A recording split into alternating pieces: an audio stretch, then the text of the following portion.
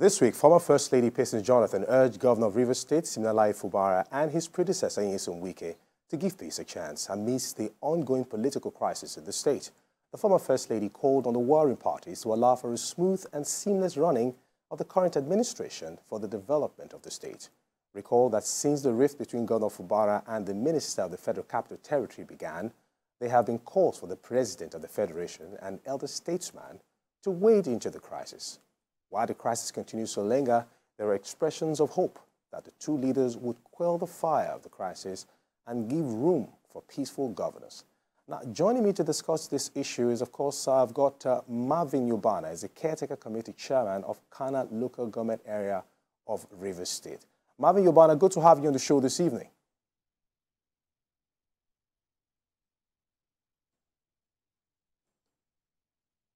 Marvin Yubana, can you hear me? All right, while we're still trying to reconnect, establish connection with him, I've got Olufemi Lawson right here in the house with me. Good evening, good to have you on the show. Good evening, Mr. Mark. Now, Olufemi Lawson, I understand that this whole debacle has been ongoing for a while. Now, the former First Lady didn't hide her disappointment, at the ongoing crisis in Rivers State. In her words, we at this point plead that election has come and gone, and now is the time for governance. Very timely. Yeah, Mama Peace, as she's fondly called, is a stakeholder in Rivers State because she's from Rivers. Of course, she's a native of Rivers State, rather. And one of the persons who have played active role in the politics of Rivers State, if you go back through history, even up to how former Governor Wike emerged as a candidate of their party for that election. And of course, various interventions she has made in Rivers State. I think our intervention at this point is timely. Right. And this is what Mama Peace did a few days ago is what is expected now of leaders and stakeholders in Rivers. In the past, we have seen, political leaders, stakeholders taking side along, the line of either of the, warring factions in the milieu.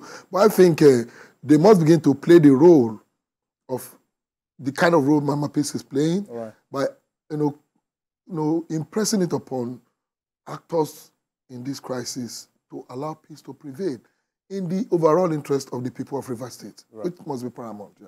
All right, Marvin Yubana, I believe we can establish connection right now. How are you doing this evening?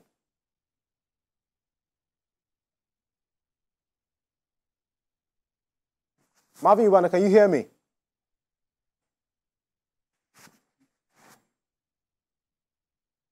Hello, Marvin Yubana. Just try and unmute yourself where you are.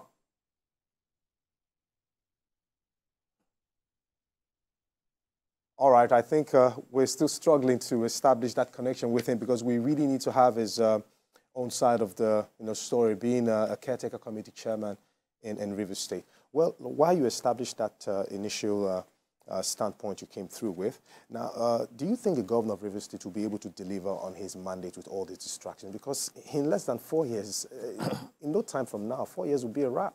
But delivering on electoral mandate would largely depend on how the governor is able to ensure that there is peace in Rivers State. Because you cannot have development in an atmosphere of chaos. Right. People of Rivers State are yearning for development. People of Rivers State are yearning for better life. And the only way you can achieve that is not by the kind of scenarios we are seeing in Rivers State, where policemen are occupying local government secretariat, where everywhere on the streets of Port Harcourt today, you find policemen all over the place. Only a few days ago, there was an explosion in one of the most protected facilities in Port Harcourt, the state capital. That's the presidential hotel. And these are issues that will affect development naturally. So in achieving or delivering on the mandate of the governor for the next 4 years, the governor must invest a lot of his time in how peace can be achieved rather than how much of, time will be spent on this political crisis. We'll get back to that in a bit. Marvin Yubana, you're finally here now. I believe we can actually hear you perfectly now. Good to have you on the show this evening. Yes, I can hear you. Fantastic. Well, of course, Mama Peace, she has not failed to express her disappointment with the way things are going in Rivers State at the moment, and she's calling for the warring factions to at least embrace peace at this level. I mean, at what level do you think this crisis can be resolved? Because it appears Mr. President wading into the matter initially hasn't really helped. Well, for us in Rivers State, we don't have a crisis. What we have is an aggressor trying to distract the governor from doing his constitutional duties, of which he was elected to do, to serve the people of the state. I want to commend the former First Lady for her statesmanship, where she came out to say there needs to be peace. But those they should be talking to is the FCT minister. He is the aggressor. He is the one disturbing the governor in the state. He is the one planning the protest every day. He is the same person who asked the IG of police to get police to seal up the council secretariat. The governor told all of us that let's look for alternative office and work. The governor has told all of us who are his supporters and those working with him that we should not confront the police. We should not go on protest. The governor has tried to maintain the peace. You see what happened some few days ago, where some of the hoodlums they hired for protest tried to detonate an explosive in a hotel where senators were staying. But thank God that the explosive device had detonated before he was able to throw it away. Has the police investigated that case? Have they arrested the sponsors who hired that man? You see, these are the one-sided issues we are looking at in our state. The police seems to be taking sides with the FCT minister against the executive governor of the state, who is supposed to be the chief security officer of the state. This is very sad. In a country where we are subnationals, Rivers State is the largest chunk of what they share in their allocation every month.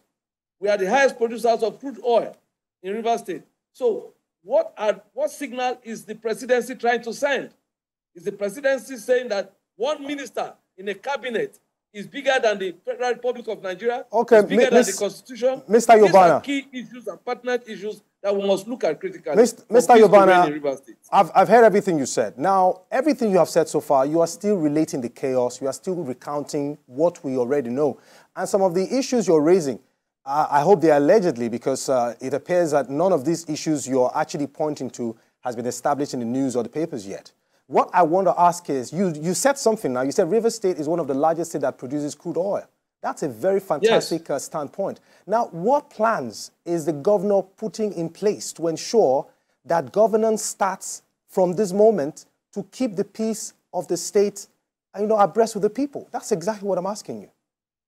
Yes, definitely the governor has put the machineries in place. Beautiful. He's abiding by the laws and the Constitution of the Federal Republic of Nigeria. Remember our 1 year in office where the governor celebrated the 1 year of his administration. Although he had run governance for just 4 months, he celebrated it. He organized an international economic summit where entrepreneurs and business investors across the world came. And you see, they mentioned areas in which Rivers State can explore more and have more revenues. He has made sure that he works with the security agencies to ensure that there's an enabling environment for businesses to strive. He brought out a grant of $4 billion where he supported small SMEs. He has gone ahead to develop an area where you have the tech market. He's doing a lot of things to ensure that there's peace and harmony in the state, and that Rivers State provides its fair share to the national economy. So, but what we find in the state every day is a minister serving under the president coming to the state, trying to distract the governor, coming with bikes as if he's the governor of the state. You are still going back to where we are trying to deviate from. Now, the reason why I'm saying this is because we have to stay on the matter. Now, here is it. Yeah. Finally, before you go, at what level right now do you think peace can be established? Because it appears when the president waited in the first time, we all saw that things were looking a bit like it was going to happen. But somewhere along the line, there was another breakout. Now, moving forward, what plan? What is it? What is that concrete plan to ensure that the peace is established for governance to continue in Rivers State? That's it. We don't need to start trading blames now. Because the governor is saddled with responsibility to lead the people now. Is to ensure that all arms of government is functional, like the caretaker committee have set up. I just paid 2 months' salary and other things. So the governor is focused in ensuring that the government functions properly. But what we ask, and what I should use this medium to ask for, is to call on Mr. President to call his minister to order. That is what we want in the state. There is no problem. You had the governor the other day say that he's not fighting anybody. He's only defending himself. And that is it. So when when we say that there's fighting between the governor and the minister, it's not true. It's just that the minister is an aggressor. He has forgotten that he's no longer governor of the state. All right, thank you, This Mr. is a Yobana. democracy. Voted for the governor for a 4-year tenure. At this point, if he wants to install another godson, Mr. Yobana, we can do this all day long, and we might not get anywhere with this. Are focusing on governance, and the governor is focusing on delivering the dividends of democracy to Rivers people. All right. Thank you very much for your time. Thank you so much for your time. All right. We take a time out now, and Newsweek continues in a moment. Stay with us. Thank you for staying with us. This week, the organized labor rejected the proposal of the Southern Governors Forum, which called for decentralization of the minimum wage negotiations to state levels. The labor union described the proposal as dictatorial and contrary to the basic principles of a national minimum wage. The union also noted that the decentralization of the wage negotiations will be detrimental to the welfare of workers across the country, adding that consensus is needed in deciding a figure for the new wage. President Bola Tinubu had, however, assured the organized labor that the new minimum wage would be transmitted to the National Assembly for approval once it is ready. Of course, joining me to discuss this, I have Alesta Wilcox, a policy analyst, joining us via Zoom. And of course, I have Olufemi Lawson, Executive Director, Center for Public Accountability, right here. Alesta Wilcox, good to have you on the show. All right, Olufemi Lawson, before we establish the connection again, Labour is frowning at the autonomy of state governors, right, to take on the minimum wage issue. Why do you think Labour isn't comfortable with this move? Labour will not be comfortable, and of course, as good as the position of the southern state governors look, I think they also have a responsibility to go further, not by asking that they should be allowed to determine wages payable by their various states, but demanding that the needful be done. Why we'll continue to go around this same circle? This won't be the last of this that we'll witness. We were here some 4 or 5 years ago. We are here again, and we'll be here very soon again in the future. Is because the minimum wage, remains on the exclusive list. The governors must express their seriousness in their ability or their willingness to rather negotiate wages with their workers by demanding an amendment to the Constitution to remove wages and salaries from the exclusive list.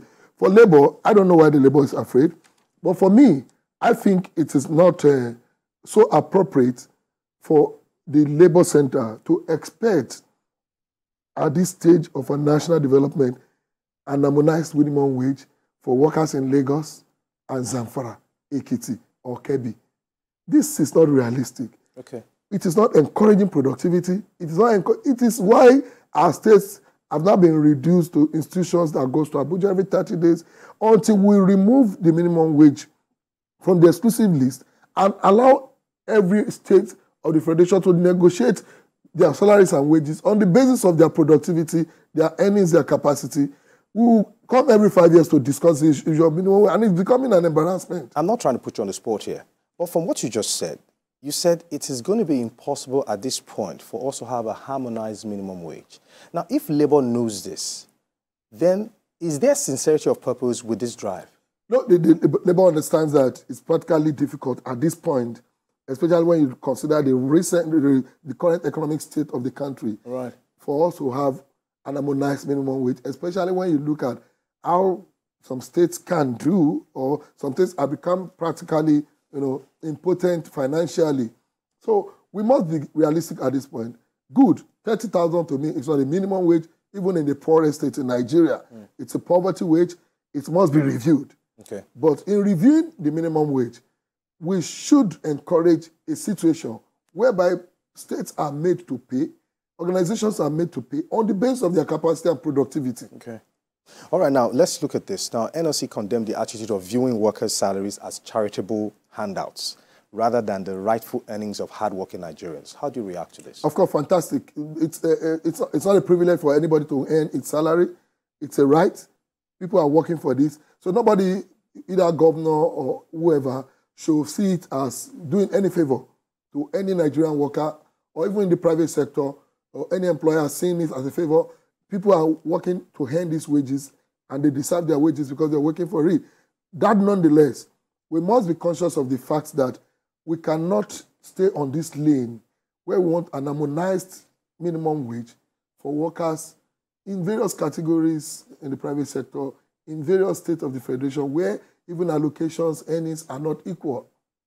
Okay, now, it appears the problems on ground right now are very complex. First of all, we have food insecurity, where farmers are not even able to go to the farms to do normal business, even churn out food to ease the pain of the masses. Now, Labour is coming at this time asking for a minimum wage. Now, do you think we're at a place in this country where we are just on a crossroad, where we might not have a solution to what is on ground? If you are going to prefer a solution, what would it be to quicken the pace that we have on ground at the moment? Our problem is not so difficult that we cannot find a solution. What makes it look so complex now is because if you look at our current situation, our states are not productive.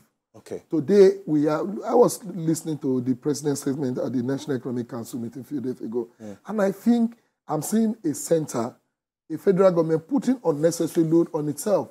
In the first place, I don't think the federal government has any business doing so much to support the state the way the current administration is trying to do. If these states are productive, we shouldn't be negotiating 60,000 minimum wage for a state like Zamfara and Plateau. If you consider the abundance of natural resources on their soil. In Ondo State, we shouldn't be negotiating 60,000 naira. But because our states have practically become appendage of the federal government, governors now make themselves look like appointees of the president.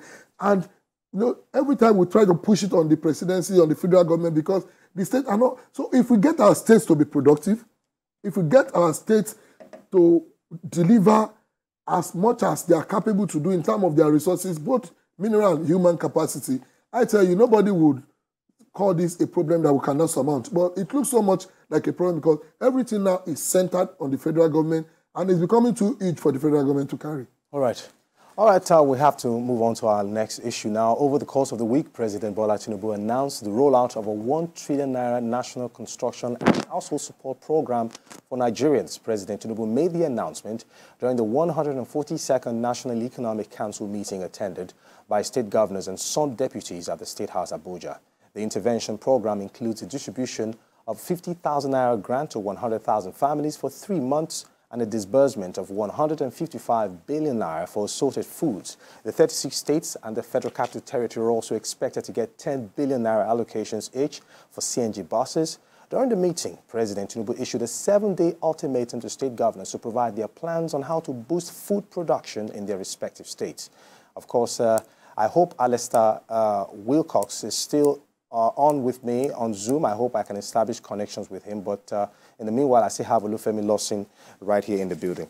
Well, Olufemi, it appears the president gave all the state governors 7 days, right, to provide concrete feedback, right, on their plans to rev up food production in their respective states. Do you trust the governors to deliver on this? It's still part of what we raised earlier.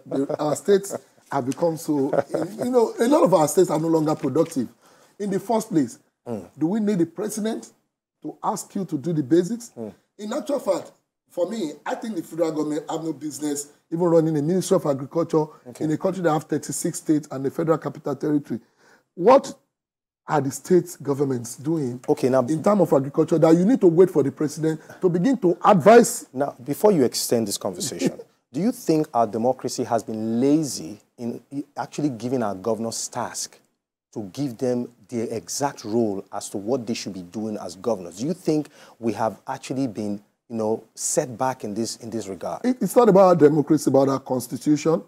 We are practicing a federal system of government where there's no true federalism, because if there's true federalism, I don't think our governors have some of those businesses that they go to do in Abuja, in the first place to do.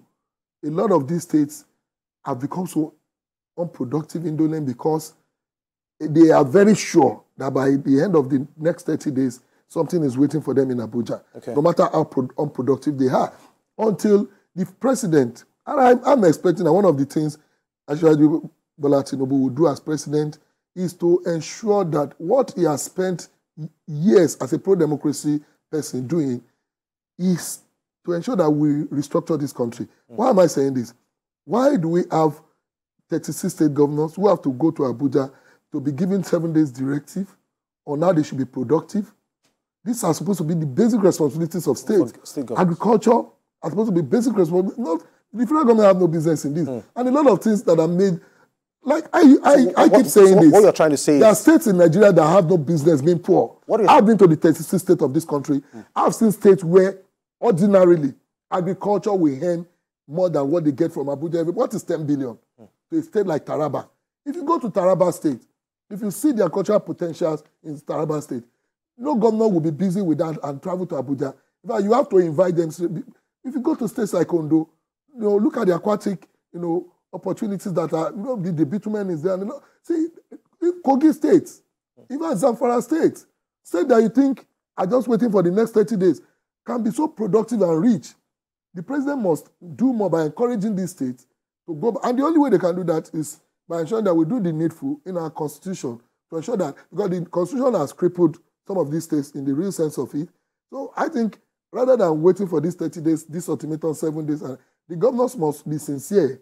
Unfortunately, we have been unfortunate to have elected a lot of people who are also lazy with no sense of responsibility in governance. Right. If we have more people who are determined, who are ready to work, I think it's an opportunity. Our current situation is an opportunity for them to rally around each other and demand that, let's allow our state to be productive. What, do you think this current crisis we're going through now has exposed a lot of governors? It has really exposed a lot of people. You heard the chairman of the local government saying he just paid 2 months' salaries. Why should a person work for 2 months before being paid? It was be due to some inability of the state or the local government to fund the payment to function. So we must look at how we can redeem ourselves from this situation, not by expecting grants or support from federal government. For me, why should federal government be giving 10 billion naira to states?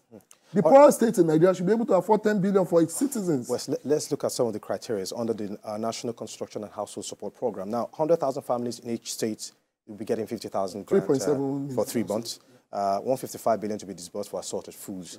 Now, 540 billion for household grants, even as 36 states and federal capital will get 10 billion for the procurement of buses. Now, the fear here is how effective would this get to those who really need it? Because there's always this argument about Nigeria's database not so comprehensive enough to get these things across. The database is a problem, but I think this is a major intervention. Right. It will definitely get to a reasonable number of the targeted, household and citizens.